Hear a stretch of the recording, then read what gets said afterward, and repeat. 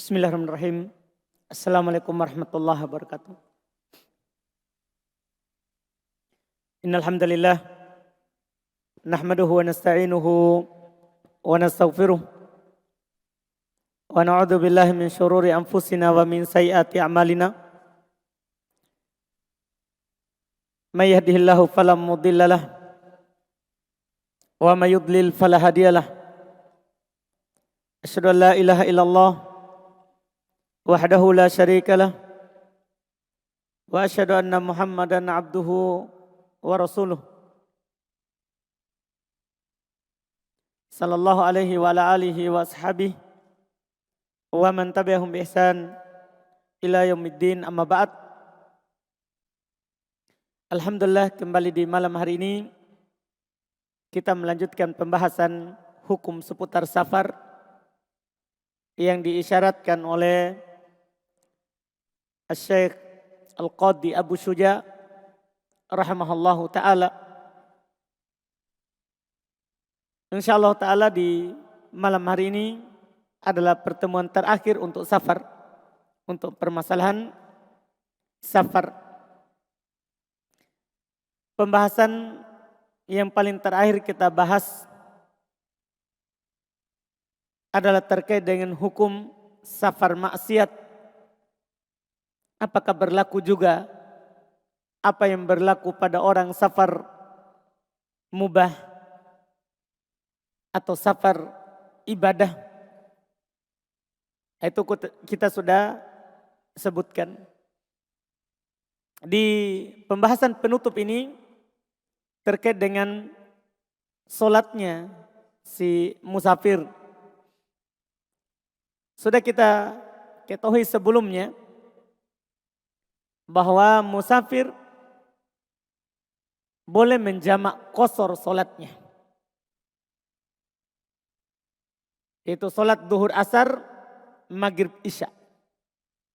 Takdim demikian pula boleh takhir.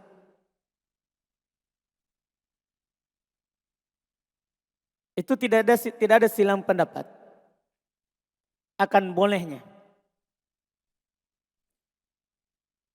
Maka kadang ada kejadian yang didapatkan oleh seorang musafir ketika dia melakukan solat. Disebutkan oleh para ulama beberapa permasalahan terkait dengannya. Masalah yang pertama, di antara yang disebutkan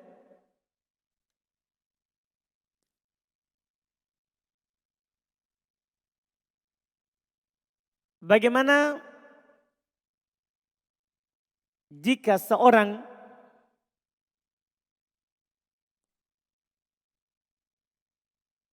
dia lupa sholat saat dia belum safar dan dia ingat setelah disafar. Contoh yang dimaksud oleh mereka di sini adalah seorang lupa dia sholat duhur, belum sholat duhur, dia lupa.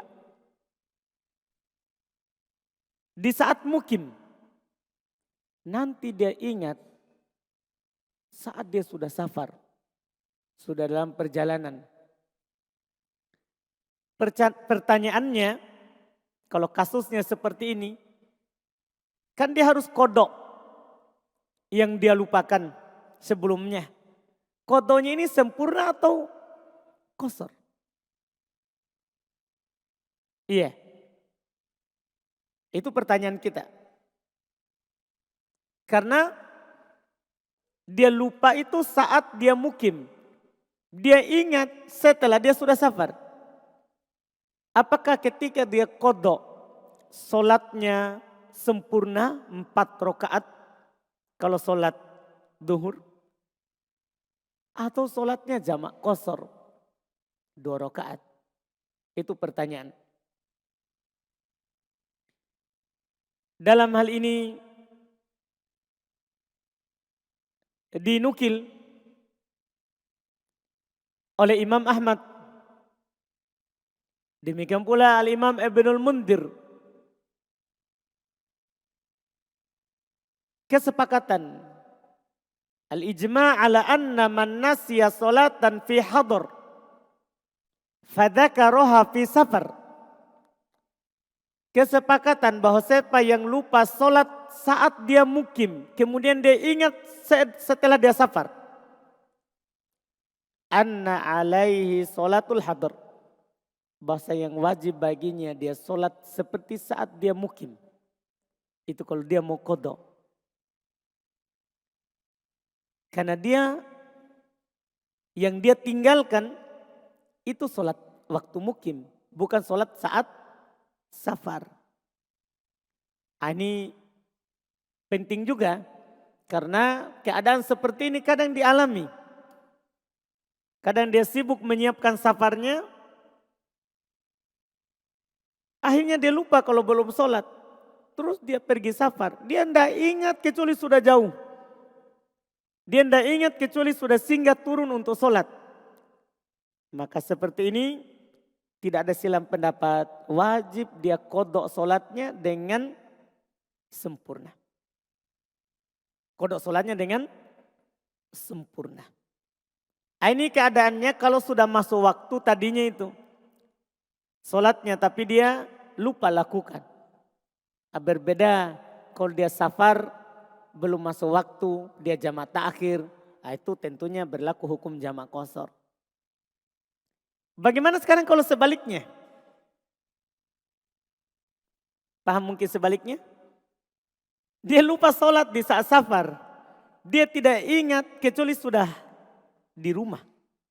Sudah sampai ke kampung halamannya. Sholatnya gimana ini? Kebalikannya dari yang tadi. Kalau ini ada silang pendapat. Kalau yang tadi sepakat dia sholat sempurna. Kalau dibalik dia lupa sholat saat safar, dia tidak ingat kecuali sudah tinggal di kampungnya. Sampai di kampungnya, ini ada silang pendapat. Dari ulama fikih rahimahumullah. Sebagian ulama rahimahumullah mereka berpendapat wajib dia sholat sempurna. Walaupun itu tadinya dia lupa saat dia safar. Wajib dia sholat sempurna. Ini pendapat disebut pendapat Imam Syafi'i rahimahullah dalam riwayat yang baru. Kan Imam Syafi'i punya pendapat lama dan pendapat baru. Pendapat baru itu saat beliau sudah tinggal menetap di Mesir. Saat beliau menetap di Mesir terakhir. Ini pendapat baru beliau dinukil beliau sholat sempurna. Ini juga disebut dari pendapat Imam Ahmad rahimahullah. Dia sholat sempurna. Walaupun itu dia lupa di saat safar. Sementara ulama yang lain selain Imam Syafi'i dalam pendapat yang baru dan Imam Ahmad berpendapat dia sholat safar. Walaupun sudah sampai di kampungnya, itu kan yang dia lupa saat safar. Safar berlaku hukum jamak qasar. Ketika dia ingat di rumahnya, yang dia lupakan di safar, maka dia sholat safar qada. Dia sholat safar qada. Ini pendapat Imam Malik, Abu Hanifah, dan pendapat Imam Syafi'i dalam madhab yang lama. Dalam madhab yang lama. Alasan mereka, karena dia kan ganti yang luput. Bukan ini jamak yang diakhirkan. Kalau jamak yang diakhirkan, ketika akhirkan sampai ke rumah, wajib sempurna. Sebagaimana kalau jamak yang diakhirkan ketika perjalanan, kita akhirkan maka jamak qasar. Ini masalahnya bukan diakhirkan, memang dia lupa. Maka berlaku yang dia ganti di sini adalah dia ganti hukum safar. Ini pendapat mayoritas ulama dipegang oleh serta dipilih oleh Asy-Syaikh Ibnu Utsaimin. Alasan beliau, kalau Asy-Syaikh Ibnu Utsaimin beliau berkata, liqaulihi sallallahu alaihi wasallam. Karena Nabi sallallahu alaihi wasallam bersabda, "Man nama an salatin aw nasiyaha falyusolliha idza dzakaraha." Siapa yang ketiduran dari solat atau dia lupa, maka hendak lihat dia solat kalau dia ingat. Yang dia solat kalau dia ingat, di sini solat apa? Ya solat yang dia lupakan. Solat yang dia lupakan. Ini dalil beliau inilah yang membuat kita mengambil pendapat ini. Karena Syekh Ibnu Utsaimin beliau punya hujah dalam pendapat ini kenapa dipilih. Ini berarti kita bisa tarik kesimpulan dua kasus ini. Kalau kita lupa saat hadir, saat mukim, kemudian kita ingat di safar, kita sholat mukim walaupun kita lagi safar. Kalau kita lupa saat safar, kita tidak ingat kecuali sudah sampai di kampung kita, maka kita sholat safar. Berdasarkan pendapat yang kuat. Kalau yang pertama itu disepakati. Kalau yang pertama itu disepakati. Kemudian masalah berikutnya, bagaimana jika ada musafir, dia lewati suatu daerah, di daerah itu ada keluarganya dan ada hartanya. Daerah situ. Dia bukan mukim di situ, enggak mukim. Dia sudah pindah mukim, sudah pindah tempat tinggal. Cuman di daerah itu ada keluarganya dan ada hartanya. Apakah dia sholat sempurna atau dia sholat seperti musafir karena punya harta, punya keluarga di situ. Ini ada silang pendapat juga. Kalau Imam Syafi'i rahimahullah beliau berpendapat dia tetap jamak qashar walaupun di tempat itu ada hartanya dan ada keluarganya. Jamak qashar.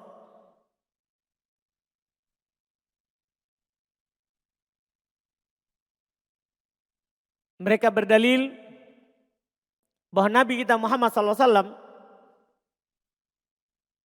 ketika beliau dan para sahabatnya datang ke Mekah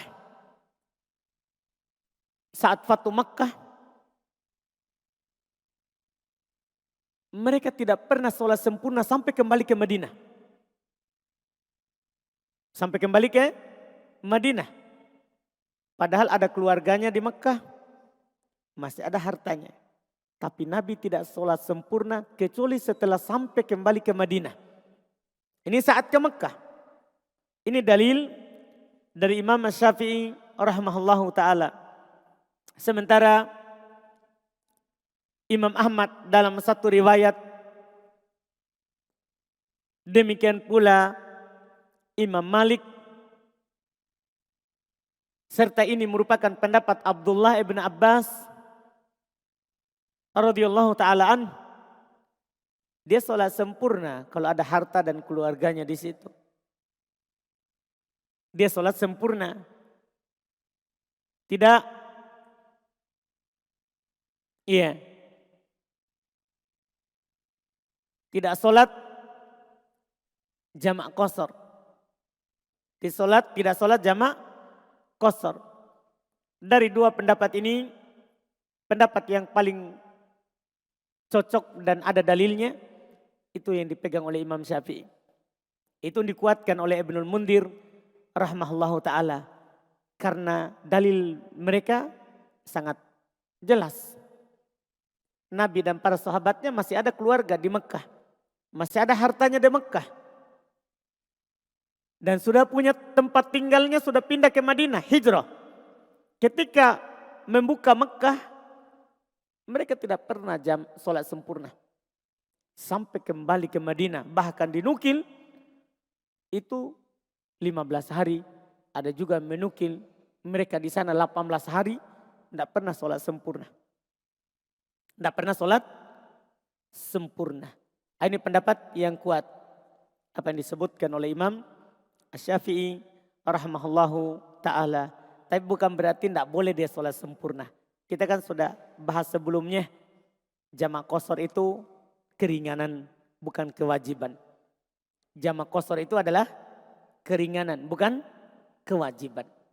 Ya, kalau yang mengambilnya, maka dia telah mengambil keringanan. Telah mengambil keringanan. Kemudian masalah berikutnya lagi. Bagaimana kalau ada seorang musafir bermakmum di mukim. Ini ketika dia sholat, ini kadang didapat kasus seperti itu. Ada seorang lagi safar. Dia mampir di masjid, ia menjadi imam mukim. Sholatnya gimana? Apakah dia ikut imam atau dia sholatnya musafir, tidak ikut imam? Dalam artian kalau imam bangkit, dia salam. Dalam hal ini disebutkan oleh para ulama kita ada 3 pendapat. Ada 3 pendapat.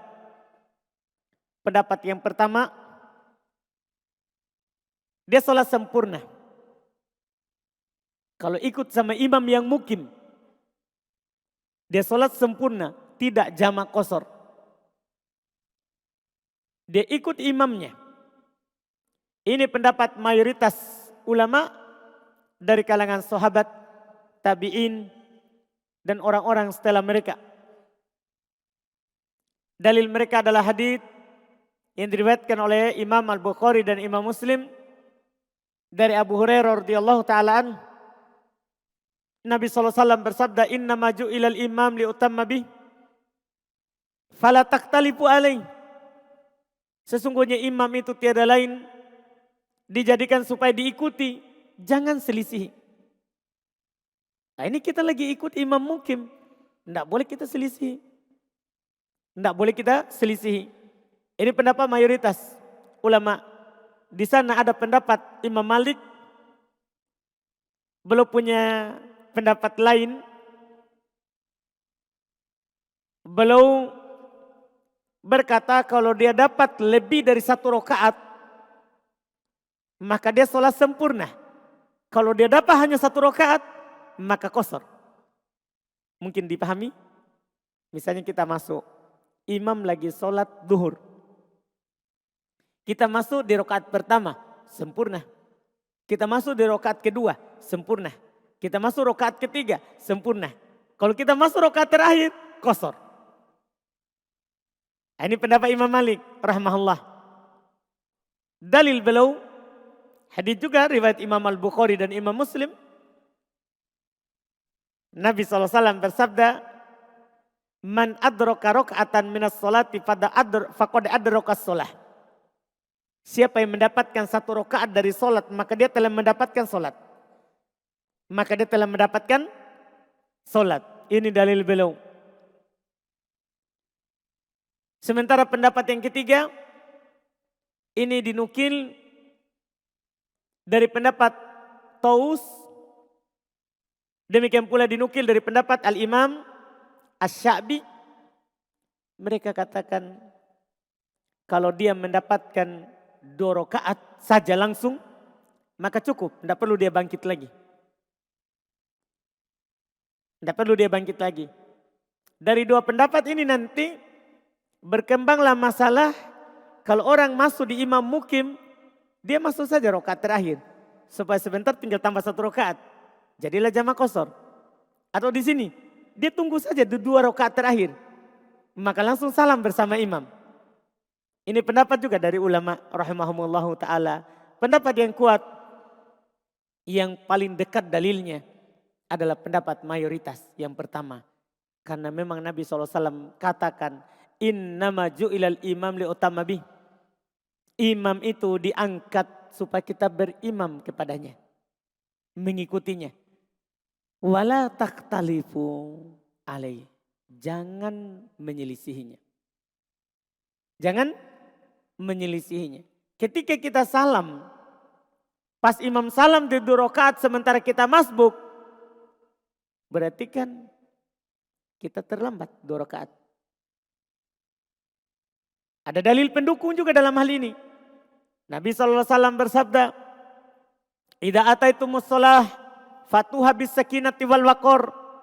Kalau kalian mendatangi salat, datangi dengan tenang dan penuh wibawa. Wa ma adraktum fasallu. Apa yang kalian dapati langsung ikut. Coba sampai di situ saja, bagus, bisa dipakai berdalil. Tapi Nabi lanjutkan, wa ma fatakum fa'atimmu. Apa yang luput, kalian kurang dari mengikuti imam, lanjutkan, sempurnakan. Jangan ikut salam bersama imam. Ini termasuk pendukung dalil tadi bahwa kita kalau di belakang imam mukim, solatnya mukim, bukan solat musafir. Kecuali kita bangkit untuk melanjutkan solat yang setelahnya, baru kan kita tidak ikut imam mukim. Kita adalah imam lagi sendiri bersama musafir. Bersama musafir. Masalah berikutnya. Bagaimana kalau sebaliknya? Kalau tadi kan masalahnya apa? Musafir sebagai makmum. Mukimnya imam. Bagaimana kalau sebaliknya? Maksudnya apa? Musafir imam. Makmum menjadi mukim. Makmumnya mukim. Kalau di sini gimana?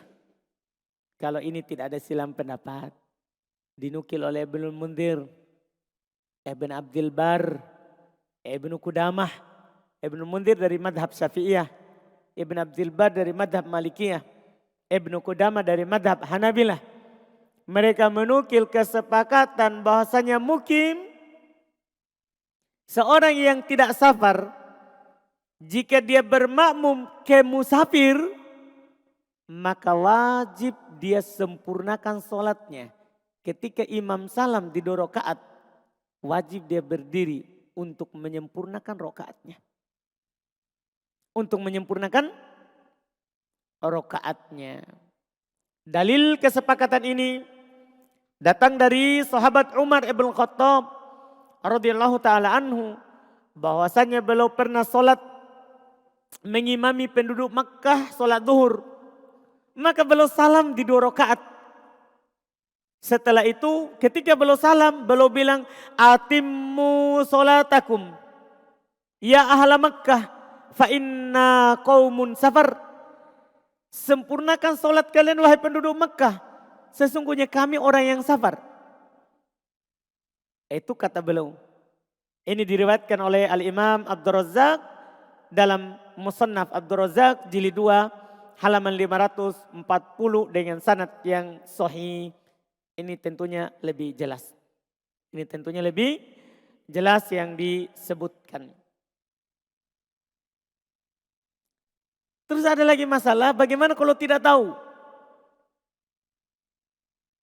Ini kita tidak tahu ini imamnya. Musafir atau mukim.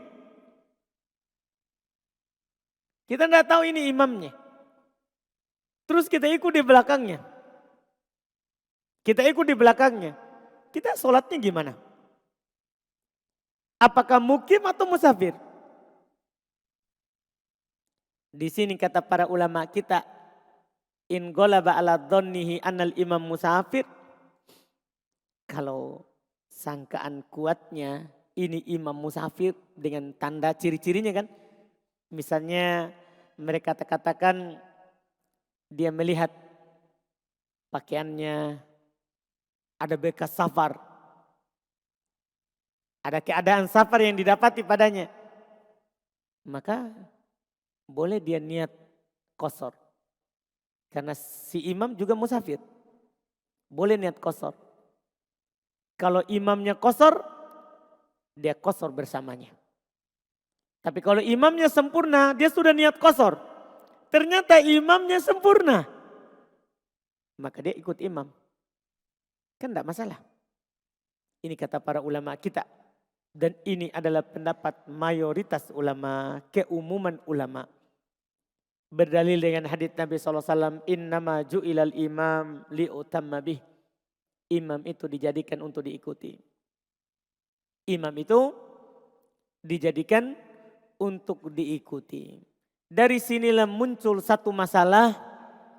Boleh enggak kita menggantungkan niat sempurna atau qasar itu kepada imam? Dalam artian kita sholat di belakang. Kita gantungkan ini saya ikut imam. Kalau dia qasar saya qasar, kalau dia mukim saya mukim. Boleh enggak kita gantungkan ke imam? Karena kadang kita tidak tahu ini imam musafir atau mukim. Boleh enggak kita berniat saya sholat duhur tergantung imam. Qasar ataupun sempurnanya. Boleh enggak seperti itu? Kalau ini ada dua pendapat. Pendapat yang pertama, mereka katakan musafir boleh dia gantungkan niatnya kepada imam. Ketika dia musafir. Kalau imamnya sempurna, dia sempurnakan. Kalau imamnya qasar, dia qasar. Ini madhab orang-orang Syafi'iyah. Sementara pendapat kedua, tidak boleh seorang itu menggantungkan niat pada imam. Harus dia ta'yin dari awal. Ini juga pendapat sisi yang kedua dari orang Syafi'iyah. Jadi yang berselisih ini orang Syafi'iyah sendiri. Mereka punya dua pendapat dalam masalah ini. Dan pendapat yang kuat yang dipilih oleh Syekh Ibnu Utsaimin adalah pendapat yang pertama. Boleh seorang itu menggantungkan niatnya dengan imam. Jadi boleh dia bilang sholat duhur niatnya sempurna ataupun qasar tergantung imam. Ikut imam. Boleh seperti itu. Boleh seperti itu. Ini dipilih oleh Syekh Ibnu Utsaimin rahimahullahu ta'ala. Kemudian masalah berikutnya. Sholat Jumat bagi musafir. Sholat Jumat bagi musafir. Apa hukumnya? Apa hukumnya? Tidak ada silang pendapat dari ulama rahimahumullah ta'ala bahwa sholat Jumat itu wajib kepada orang yang balik, sudah usia balik, mukim, yang tidak punya udzur. Kata Imam Ibnu Mundhir rahimahullah, wa ajma'u ala annal jum'ata wajibatun alal ahraril baligin al mukimin alladzi la udhra lahum. Sepakat para ulama bahwasanya Jumat itu wajib bagi seorang yang merdeka bukan budak, yang sudah usia balik, mukim bukan musafir, yang tidak punya udzur. Demikian pula yang dikatakan oleh Ibnu Qudamah rahimahullah. Beliau berkata, wal aslu fi fardil jum'ati al-kitab was sunnah wal ijma'. Dalil akan wajibnya Jumat adalah Al-Quran, sunnah dan ijma', kesepakatan. Demikian pula dinukil oleh ulama-ulama yang lain. Dari penukilan tadi itu berarti tidak ada Jumat bagi musafir. Ini yang ditegaskan oleh Ibn Abdul Bar rahimahullah. Kata beliau, laisa ala musafirin jum'atun fa ijma'un la khilafa fih. Tidak ada bagi musafir Jumat. Itu kesepakatan, tidak ada silang pendapat. Tidak ada silang pendapat. Dalil mereka tentunya dalam hal ini sangat banyak. Nabi SAW bersafar dengan safar yang banyak. Tidak pernah belum melakukan sholat Jumat di safarnya. Tidak pernah belum melakukan sholat Jumat di safarnya. Ini kesepakatan, tidak wajib. Tapi apakah sah kalau dia ikut Jumat? Itu kan pertanyaan berikutnya. Kan tidak wajib Jumat kalau dia musafir. Tidak ada silang pendapat. Tapi kalau dia ikut Jumatan, sah enggak sholatnya? Ini perlu kita ketahui. Karena kalau kita bilang tidak sah, wajib dia sholat duhur ulang. Karena sholatnya tadi ikut tidak sah. Kalau kita bilang sah, maka tidak perlu sholat duhur. Ini pertanyaan. Iya, kita berikutnya. Terkait dengan masalah ini.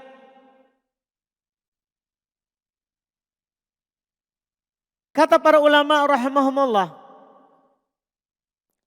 Seperti Al-Imam An-Nawawi beliau katakan,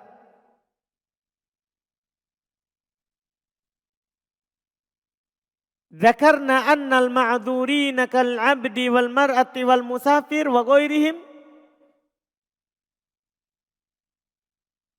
farduhum ad-duhur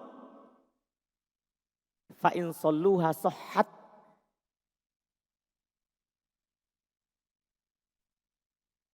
wa in tarakud dhuhra wa sallul jum'ata ajza'atuhum bil ijma'. Kata Imam Nawawi, beliau ulama Syafi'iyah. Kami telah sebutkan, kata beliau, bahwa orang-orang yang memiliki udzur seperti budak, perempuan, musafir, dan selain mereka, kewajiban mereka sholat duhur. Kewajiban mereka adalah melakukan apa? Sholat duhur, itu kewajibannya. Tapi kalau mereka melakukan sholat Jumat, sah. Dan jika mereka meninggalkan sholat duhur dan sholat Jumat, sah bil ijma. Berdasarkan kesepakatan. Dan kesepakatan ini juga dinukil oleh Ibnu Munzir dan juga dinukil oleh Al-Imam Al-Haramain Al-Juwaini rahimahullah. Dan selain mereka tidak ada silang pendapat, sah. Iya, sholat Jumatnya. Sah sholat Jumatnya.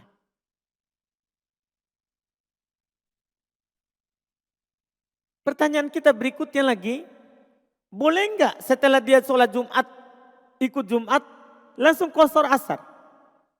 Ini kan masalah juga. Iya. Ketika dia sudah melakukan sholat Jumat, ikut Jumat, sah sholatnya. Pertanyaan kita berikutnya, apakah boleh dia sholat asar setelahnya, jamak qashar? Jawabannya terdapat silang pendapat di kalangan para ulama rahimahumullah. Orang-orang Hanabilah, pengikut Imam Ahmad, mereka menjelaskan tidak sah jamaknya. Tidak sah jamaknya. Tidak sah. Kalau ada orang sholat Jumat, kemudian setelah itu dia jamak asar ke situ. Dalil mereka adalah Nabi SAW tidak pernah melakukannya. Karena memang Nabi tidak pernah Jumat kalau belum safar. Jadi itu dalil mereka, tidak pernah Nabi melakukannya. Iya. Sementara orang Syafi'iyah, madhab mereka boleh dan sah. Madhab mereka boleh dan sah. Apa dalil mereka? Dalil mereka adalah sholat duhur. Boleh nggak setelahnya langsung asar? Ya, itu pertanyaannya. Boleh nggak jamak asar setelah duhur? Boleh. Maka demikian pula boleh jamak asar setelah Jumat. Setelah Jumat. Orang-orang Hanabilah mereka katakan tidak boleh karena mereka mengatakan sholat Jumat seperti Id. Ini harus antum perhatikan. Kenapa bilang mereka tidak boleh? Mereka berpendapat sholat Jumat itu seperti Id. Boleh dilakukan bahkan dari pagi. Seperti Id. Boleh dilakukan sebelum waktu duhur. Ketika kita lakukan sholat Jumat sebelum duhur, tentunya tidak boleh kita jamak asar karena belum masuk waktu. Tidak boleh kita jamak asar karena belum masuk waktu. Kalau kita Jumatnya setelah masuk waktu duhur, tentunya boleh. Tentunya apa? Boleh. Dan walaupun kita katakan supaya antum tidak masuk di silang pendapat, kalau antum musafir jangan ikut Jumat. Kan ini masalah, antum akan masuk di perselisihan ini, musafir terus pergi Jumat. Seharusnya kalau antum musafir supaya masuk dalam kesepakatan boleh jamak qasar duhur asar, jangan ikut Jumat. Jangan ikut sholat Jumat. Itu sudah aman sekali hidup antum. Antum tidak akan pusing dengan perselisihan. Ini perselisihan ini kalau antum ikut. Syekh bin Utsaimin dan Syekh bin Baz mereka lebih condong kepada pendapat yang tidak membolehkan. Kepada pendapat yang tidak membolehkan.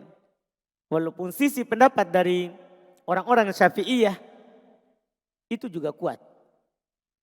Itu juga kuat. Karena boleh jamak duhur asar. Maka demikian pula boleh Jumat asar. Boleh Jumat asar. Ini masalah ini. Kemudian masalah berikutnya lagi.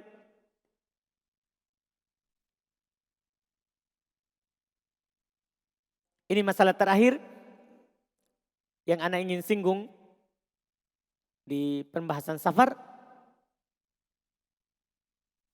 Bagaimana kalau dia musafir terus Id? Dia musafir, dia lagi di Makkah.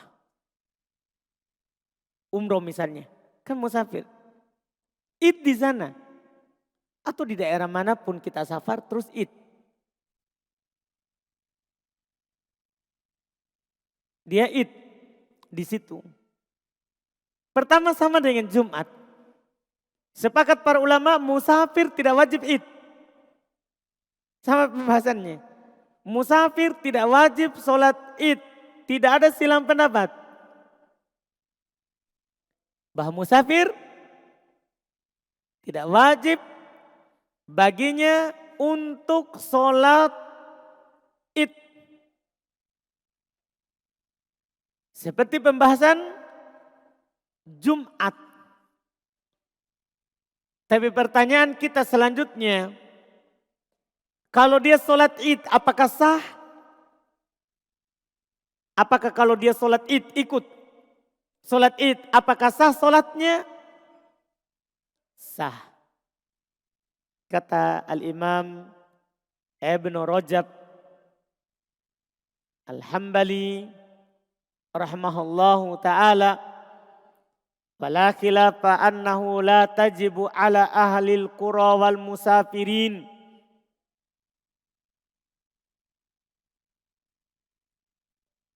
Wa innamal khilafu fi sihhati fi'liha minhum wal aktsaruna ala sihhatihi wa jawazihi.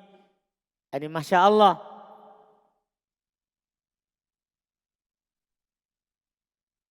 Tidak ada silang pendapat bahwasanya tidak wajib bagi penduduk suatu daerah dan bagi musafir sholat Id. Tiada lain yang diperselisihkan adalah apakah sah kalau dia lakukan? Kan tidak wajib. Berselisih para ulama sah enggak kalau dia lakukan? Dan pendapat mayoritas sah dan boleh. Boleh musafir hadir sholat id. Sah sholatnya. Sah sholatnya.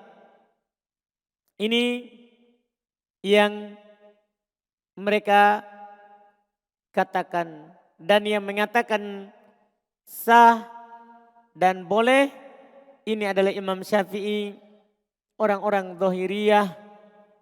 Demikian pula dinukil riwayat Imam Ahmad rahimahumullahu ta'ala. Dengan ini alhamdulillah sudah selesai yang kita ingin sebutkan di masalah musafir. Masih ada masalah tapi kan belum dah singgung, yaitu hukum bertayamum bagi musafir ketika tidak ada air atau ketika dia junub. Tentunya masalah ini juga tidak samar bagi kita. Sepakat para ulama bahwa musafir ketika dia junub atau ketika dia mau sholat tidak ada air atau ada air tapi tidak cukup. Sepakat tidak ada silang pendapat, boleh dia bertayamum. Boleh dia bertayamum. Itu wallahu a'lam. Nanti di pertemuan akan datang kita sudah masuk di bab yang baru lagi yang belum sebutkan, yaitu tentang Jumat. Tentang Jumat. Nanti ini kita akan bahas di beberapa kali pertemuan lagi insyaallah ta'ala. Kita adzan dulu, bermasuk di tanya jawab. Bismillah, Assalamualaikum warahmatullahi wabarakatuh. Ustadz, izin bertanya, kondisinya dulu di tahun 2017 saya sempat mendirikan satu komunitas kemanusiaan. Nah, dia itu berkontribusi atau bekerja untuk mencari darah atau pendonor untuk saudara kita yang membutuhkan darah, mungkin untuk operasi atau apa segala macam. Nah, itu dulu saya buat atau saya dirikan ketika belum terlalu paham dengan yang namanya campur baur. Nah, sekarang sudah berjalan sekitaran 5 tahun dan sekarang saya sudah tidak terlalu aktif di sana karena kondisi dari tim yang ada di sana itu masih sering campur baur, Ustadz. Gabung cowok cewek, dan apalagi ini kan judulnya adalah komunitas kemanusiaan yang sempat juga ada non-muslim juga yang gabung, ya seperti itu. Jadi pertanyaannya Ustadz, bagaimana seharusnya sikap saya terhadap komunitas yang saya dirikan ini? Karena sekitar 2 tahunan ini saya sudah tidak aktif di sana. Cuma saya pantau jangan sampai mungkin dimasuki politik atau mungkin mereka jual darah segala macam. Itunya yang saya pantau, Ustadz. Karena kalau misalkan ini kan mereka kebanyakan orang awam.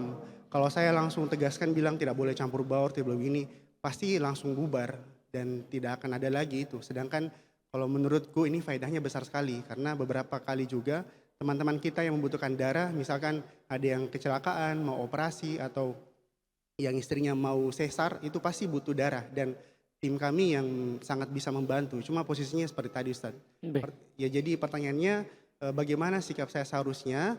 Apakah saya berlepas diri dan cara berlepas diri saya bagaimana, atau saya bubarkan saja, mereka jalan sendiri dengan nama yang berbeda? Karena mau bagaimanapun ini kan komunitas saya yang dirikan. Baik tidaknya mereka, apa yang mereka lakukan pasti ke saya juga. Di satu sisi pahalanya sangat besar karena membantu langsung nyawa, Ustaz. Mungkin sekian. Kalau terkait dengan hal tersebut, kita menimbang maslahat dan mafsadatnya. Maslahat dan mafsadanya. Ketika maslahatnya banyak, maka sisa kita perbaiki saja. Kita tidak bisa langsung bilang tidak boleh campur baur. Tapi kan bisa kita lakukan dengan cara lain. Kita selipkan misalnya nasihat atau ajak pergi taklim. Di samping ajak donor darah kan. Ya kan? Itu bisa kita lakukan. Nanti mereka tahu sendiri. Mereka sendiri yang akan mengurangi kerusakan yang ada di situ. Masalah campur baurnya. Masalah campur baurnya. Tinggal kita kurangi saja. Kita memperkecil mudaratnya yang ada. Ketika masalahnya lebih besar. Kita kasih memperkecilkan saja. Gunakan juga untuk ajak orang kepada kebaikan. Ya kan? Di samping donor darah. Alhamdulillah. Kalau itu orang umum, orang awam. Orang awam kan butuh diajarkan pelan-pelan. Pelan-pelan. Apalagi kalau ada juga orang non-muslim, itu kan bisa ta'lif untuk melembutkan hatinya. Kita berjenggot tapi kita baik. Nah itu kan tidak perlu ayat. Kita cukup bertindak bagus, baik sesuai dengan syar'i, kan mereka melihat. Nah, dengan itu nanti menyebabkan mereka cinta agama. Ya kan? Kita ajak setelahnya untuk belajar, mudah. Insya Allah. Tidak ada masalah. Lagi bukan jadi ruangan toh. Iya, tapi kan bukan datang semuanya itu kalau kita punya 1.000 orang langsung semuanya 1.000. Enggak kan? Maksudnya sesuai dengan kebutuhan. Golongan darahnya. Ya kan? Bismillah. Di sini ada pertanyaan, bagaimana kalau sudah sampai tempat tujuan safar, tempat tujuan safar. Apakah boleh tidak sholat Jumat selama kita tinggal di tempat safar tersebut? Kan boleh. Nabi tinggal di Mekah, belum enggak Jumat.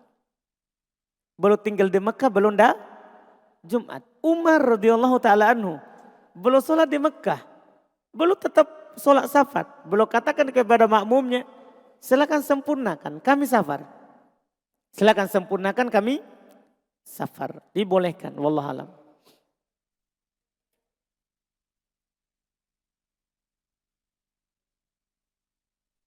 Sini ada pertanyaan lagi, saya di Makassar hanya datang untuk bekerja atau tidak ada niat untuk menetap. Tapi saya memperkirakan akan kembali ke kampung dalam waktu setahun lagi. Apakah saya tergolong musafir, boleh jamak qashar dan tidak wajib sholat Jumat? Nah, ini kan kita sudah bahas sebelumnya. Kalau kita ada perkiraan niat mukim dalam waktu yang sudah tentu, nah ini kan diperselisihkan. Ini diperselisihkan. Ada mengatakan kalau 5 hari, 4 hari sudah mukim. Ya, dia mukim. Ada mengatakan 15 hari. Ada mengatakan 17 hari. Untuk keluar dari silam pendapat, kita mukim saja. Maksudnya kita sholat Jumat, kita ikut jamaah. Untuk keluar dari silam pendapat. Karena dalam hal ini banyak pendapat. Dalam hal ini banyak pendapat. Iya. Ini wallahu alam. Itulah fungsinya sebelumnya kita uraikan, itu ada pendapat. Kita keluar darinya itu lebih bagus. Lebih aman, lebih hati-hati.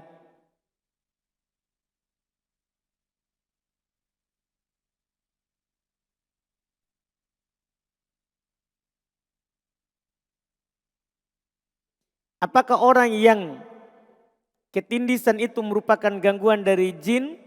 Ya biasanya kalau ketindisan itu adalah dari jin. Ketindisan itu dari jin. Wallahualam.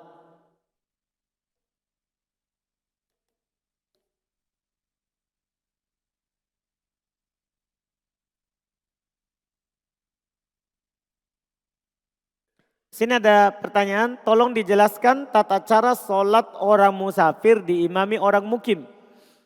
Serta tata cara sholat orang yang mukim diimami orang yang musafir. Berdasarkan dalil yang kuat, soalnya anak belum paham yang dijelaskan Ustadz sebelumnya. Jadi misalnya saya sedang musafir. Saya mampir di Masjid Jannatul Firdaus. Mereka lagi sholat duhur. Mereka mukim. Saya musafir sholat. Maka di sini saya ikut mukim. Sholatnya. Mereka sholat 4, maka saya juga sholat 4. Itu caranya. Sebaliknya, saya mukim. Tinggal di tempat itu. Saya tinggal di Jannatul Firdaus. Saya naik di masjid sini, ternyata yang menjadi imam musafir. Menjadi imam musafir. 2 rakaat dia salam. Ketika dia salam 2 rakaat, saya bangkit menambah 2 rakaat yang kurang. Kan gampang sekali. Gampang sekali. Jadi kalau kita ikut ke mukim, kita ikut mukim. Tapi kalau kita ikut musafir, tidak ikut musafir. Kita tetap tambah 2 rakaat. Mungkin dipahami ini? Kita seperti masbuk. Kita seperti masbuk. Ya, yang masbuk kalau kurang 2 rakaat dia tambah 2 rakaat. Itu caranya. Gampang sekali insyaallah. Alhamdulillah.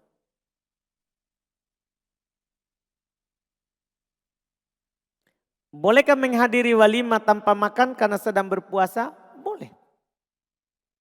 Boleh. Kan menghadiri undangan dah harus makan. Boleh hadir tanpa makan. Tidak ada kewajiban. Kau hadir harus makan. Iya.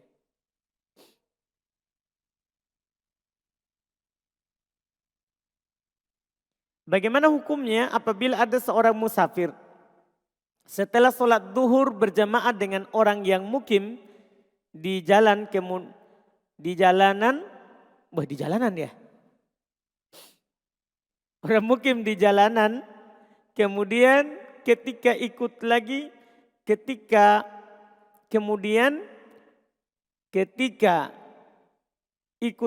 dengan orang tersebut sholat duhur dengan niat untuk sholat jamaah. Bagaimana hukumnya, Ustaz?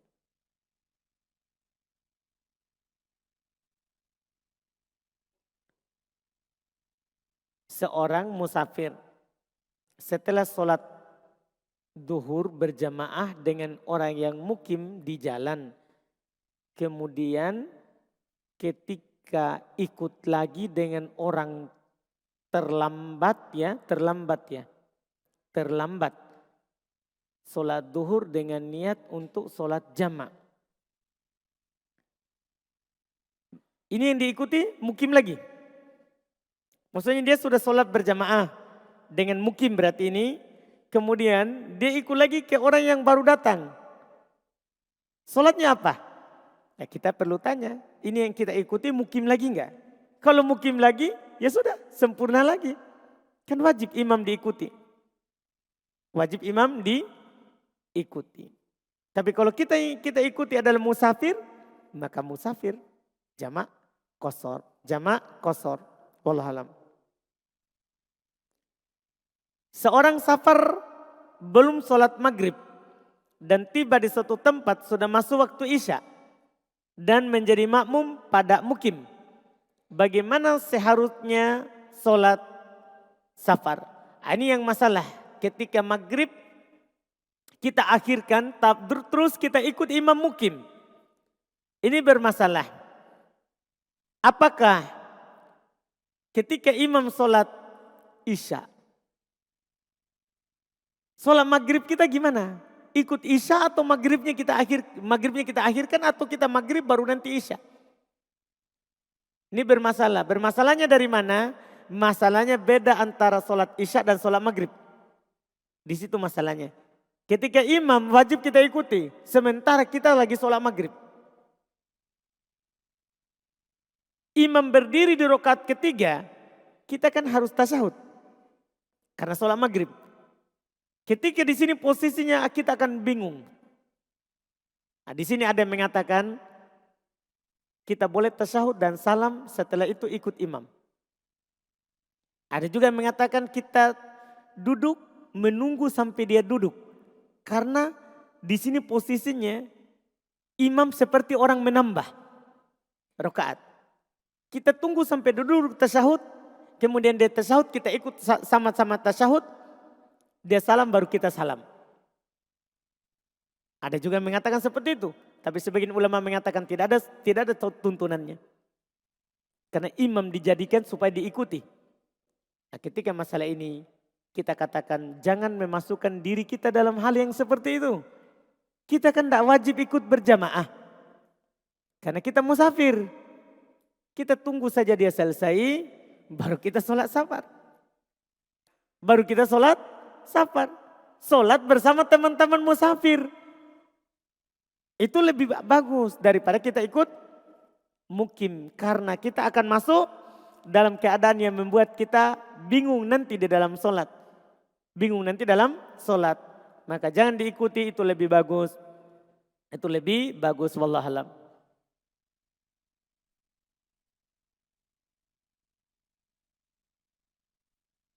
Apakah kalau kita pulang kampung 3 hari, itu statusnya safar?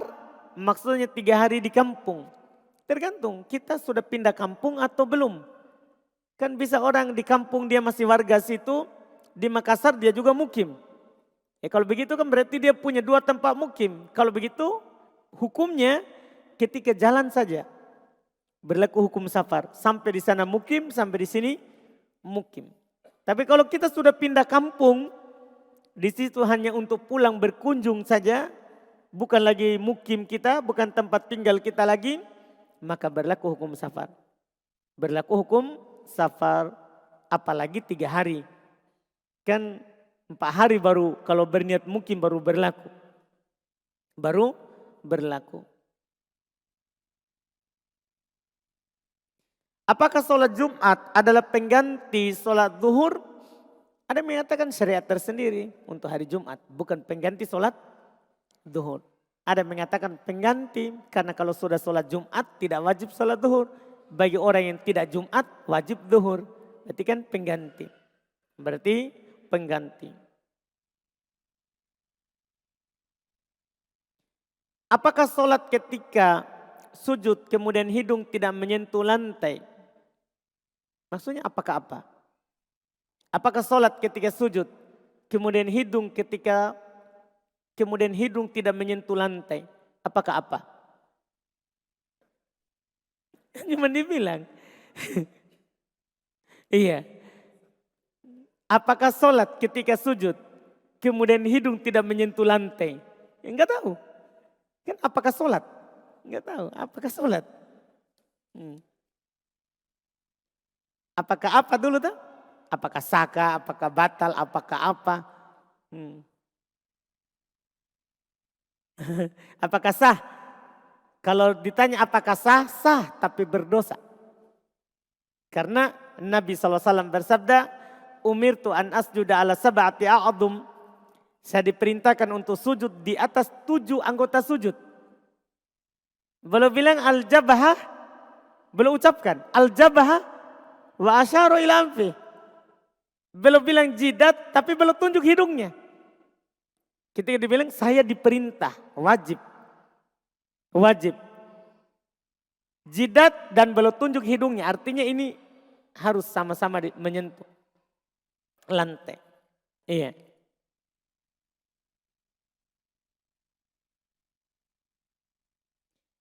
Apakah boleh membuat 2 jamaah dalam satu masjid, tapi jamaah yang satunya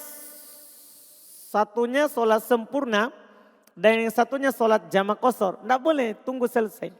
Tidak boleh 2 jamaah dalam satu waktu, dalam satu masjid. Dalam satu masjid. Tidak boleh sama-sama.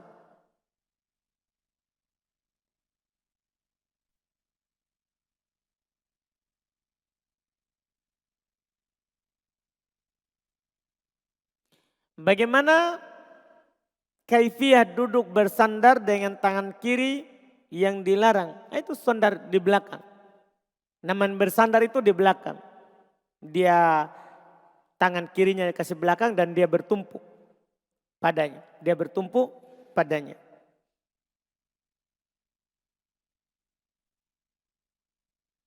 Apabila seorang meninggal dalam keadaan mabuk, apakah ini termasuk dosa besar? Dan bagaimana cara menyikapinya agar kita tetap berprasangka baik terhadap orang yang meninggal dalam keadaan mabuk tersebut? Mabuk apa? Mabuk kendaraan? Mabuk laut? Kalau mabuk laut, dia meninggal, syahid. Mabuk kendaraan, muntah-muntah, meninggal, syahid. Ada hadisnya. Mabuk apa di sini? Mabuk balok. Oh, mabuk minuman keras. Iya, berdosa. Kalau ada orang mabuk karena minum minuman keras, minum khamar, maka berdosa karena minum khamar dosa besar. Dan dia akan dibunuh nanti di neraka dengan minum yang dia bunuh dirinya. Iya. Terus kalau kita, sikap kita gimana? Apa kita solati atau tidak? Kita solati. Karena dia muslim. Orang yang minum khamar itu kan tidak kafir. Kecuali dia menghalalkan. Iya, boleh kita solati.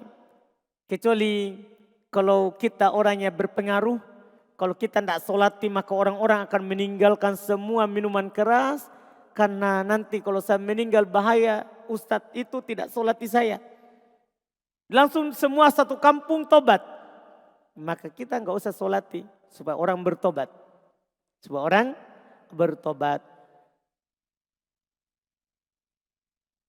Bolehkah ada jarak waktu ketika ingin jamak qashar dalam solat? Boleh. Nabi SAW solat qashar di Mina tanpa jamak. Qashar saja. Duhur 2 di waktunya. Asar 2 di waktunya.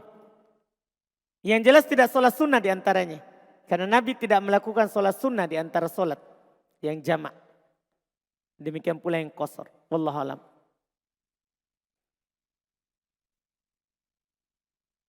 Apakah sah haji seorang perempuan yang sudah terlanjur pergi haji tanpa mahram? Sah. Sah. Kalau sudah terlanjur tinggal dia bertobat. Atas apa yang dilakukan yang telah berlalu karena berhaji tanpa mahram. Alhamdulillah kita cukupkan pembahasan dan kajian kita di malam hari ini. Semoga bermanfaat. Yang benarnya itu semata dari Allah. Yang salahnya itu dari kekurangan kami dan dari syaitan. Subhanakallahumma hamdik asyhadu an la ilaha illa anta astaghfiruka wa atubu ilaik. Assalamualaikum warahmatullahi wabarakatuh.